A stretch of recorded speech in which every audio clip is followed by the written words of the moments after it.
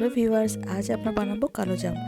এর জন্য নিচ্ছি 1 কাপ দুধ, 2 টেবিল চামচ সুজি, 2 টেবিল চামচ ময়দা, একটি পাত্রে নিয়ে 1 চিমটি বেকিং পাউডার আর 1 চামচ ঘি নিয়ে হাত দিয়ে মিশিয়ে নিলাম।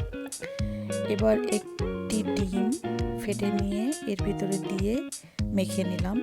ডিমটি দিয়ে মাখার পরে নর্মাল টেম্পারেচারের 2 টেবিল চামচ বা 3 টেবিল চামচ দুধ দিয়ে ডোটা প্রিপেয়ার করে নিলাম।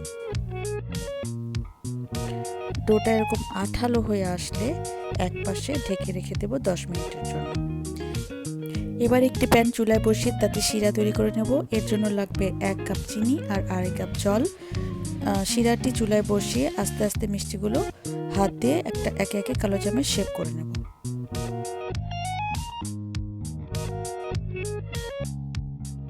এরপর একটি কড়াইতে তেল নিয়ে হালকা কুসুম গরম অবস্থায় এই মিষ্টিগুলো একে একে ছেড়ে দেবো। দেখো মিষ্টিগুলো কেমন ফুলে যাচ্ছে এবং মিডিয়াম টু লো হিটে আস্তে আস্তে ভাজতে থাকবো।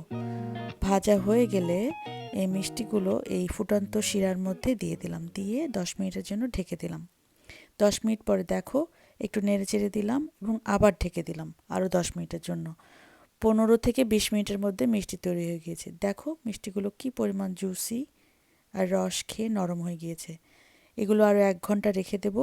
তারপর চাইলে তোমরা এভাবে গুঁড়া দুধ বা মাওয়ায় গড়িয়ে নিতে পারো, দেখতে সুন্দর লাগবে।